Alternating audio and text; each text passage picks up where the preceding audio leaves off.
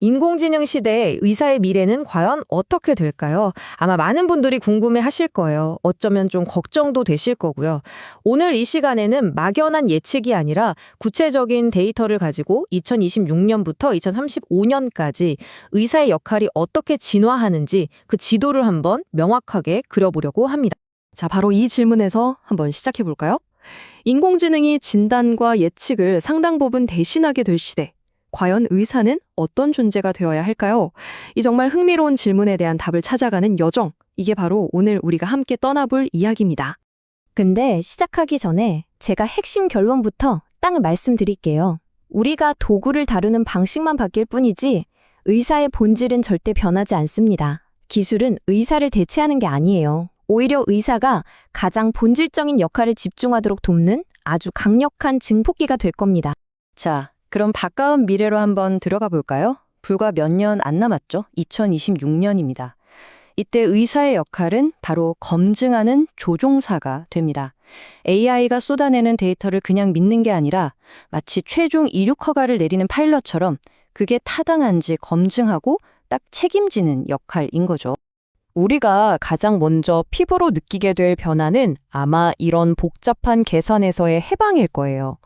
예전에는 응급실에서 흉통 환자 오면 할트 스코어, 폐색전증 환자는 패시 점수, 이거 일일이 손으로 계산했잖아요. 그쵸?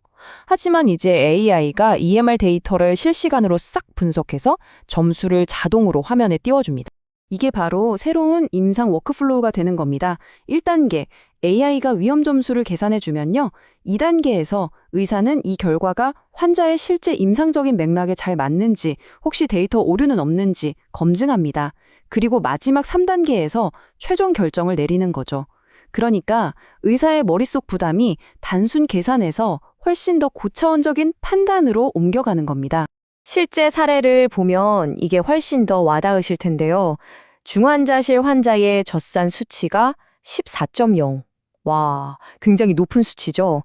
예전 방식대로라면 당연히 수액을 더 줘야 하나 이걸 먼저 고려했을 거예요. 그런데 AI는 우리가 놓치고 있던 전혀 다른 무언가를 딱 짚어냈습니다. 여기서 AI가 한 일을 보면 정말 깜짝 놀라실 겁니다. AI는 14.0이라는 단일 값만 본 게 아니에요. 데이터의 속도를 분석한 겁니다. 젖산이 제고되는 비율이 7.1%에서 딱 정체되고 있다는 걸 발견한 거죠. 이걸 통해서 이 쇼크가 혈액량이 부족해서 생긴 A타입이 아니라 염증 때문에 생긴 대사성 B타입 쇼크라는 걸 감별해냈습니다. 덕분에 자칫하면 폐도종 같은 치명적인 위험으로 이어질 수 있었던 불필요한 수액 주입을 막을 수 있었던 거죠. 이야, 이게 바로 검증하는 조종사의 진짜 역할입니다. 이렇게 AI의 검증자 역할을 넘어서서 2030년이 되면 의사의 역할은 한 단계 더 진화합니다. 바로 선제적으로 개입하는 지휘자가 되는 거죠. 문제가 뻥 터진 뒤에 달려가는 소방수가 아니라 애초에 불이 나지 않도록 시스템 전체를 조율하는 오케스트라의 마에스트로처럼 말입니다. 바로 이 숫자가 그 변화의 힘을 아주 명확하게 보여줍니다. 마이너스 25%. 이게 뭐냐면요. AI 조기 경보 시스템을 도입한 병원에서 원내 심정지, 즉 코드 블루 발생률이 25%나 줄었다는 뜻입니다. 정말 엄청난 변화 아닙니까? 핵심은 이겁니다. 의사의 하루가 코드블루 방송 듣고 막 달려가는 것에서 애초에 그런 일이 아예 생기지 않도록 미리 막는 걸로 바뀌는 거죠. 왜냐하면 AI가 환자 개개인의 평소 상태랑 비교해서 위험도가 갑자기 확 치솟는 리스크 스파이크를 감지해서 미리 알려주거든요. 2030년의 병원은 아마 이런 모습일 거예요. 상상해보세요. AI가 마치 보이지 않는 신경망처럼 병원 전체를 쫙 감싸고 자율주행 로봇들이 알아서 검체 나르고 소독 같은 자잘한 일들을 다 처리해주는 거죠. 그럼 의사는 이 모든 자원, 즉 인간, AI, 로봇으로 구성된 팀을 지휘하면서 환자 케어라는 본질에만 온전히 집중할 수 있게 됩니다. 그리고 마침내 2035년. 이때가 되면 의사는 건강을 설계하는 건축가이자 진정한 치유자라는 어쩌면 가장 궁극적인 역할에 도달하게 됩니다. 단순히 병을 치료하는 걸 넘어서 환자의 건강한 미래 자체를 설계하고 기술이 채울 수 없는 인간적인 영역에 더 깊이 파고드는 거죠. 이 시대를 여는 핵심 기술은 이건 진짜 영화에서나 보던 건데요. 바로 디지털 트윈입니다. 그러니까 환자랑 똑같은 가상의 아바타를 컴퓨터 안에 만드는 거예요.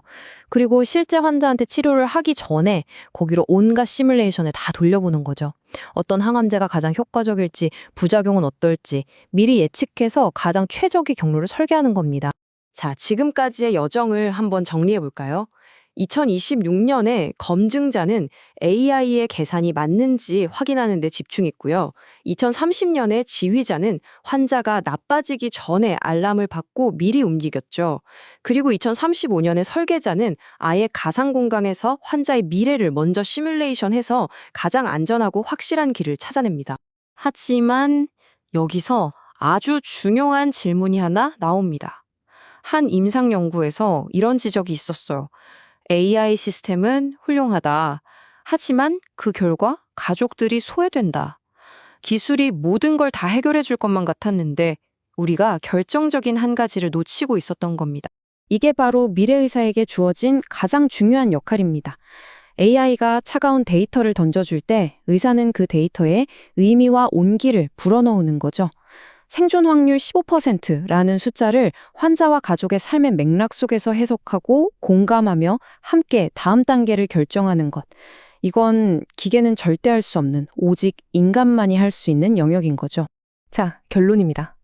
우리가 살펴본 이 모든 변화는요, 결국 의사의 변치 않는 본질이 대체 무엇인지를 다시 한번 생각하게 만듭니다. 의사는 단순한 데이터 처리자에서 검증자로, 수동적인 대응자에서 선제적 지휘자로, 그리고 치료자에서 건강 설계자로 진화해왔습니다. 이 과정에서 재밌는 건 계산 능력 같은 기술적인 것보다 오히려 비판적 판단력, 윤리, 그리고 인간적인 교감 능력이 그 어느 때보다 더 중요해졌다는 거예요. 기술이 발전할수록 역설적으로 가장 인간적인 가치가 더 빛을 발하게 되는 거죠. 정말 아이러니하지 않나요? 마지막으로 여러분께 이 질문을 하나 남겨두고 싶습니다. 기술이 모든 정답을 척척 계산해주는 시대에 우리 의사는 과연 어떤 질문을 던져야 할까요? 이 질문에 대한 답을 고민하는 것, 그게 바로 우리 모두의 미래를 준비하는 가장 중요한 첫걸음이 아닐까 싶습니다.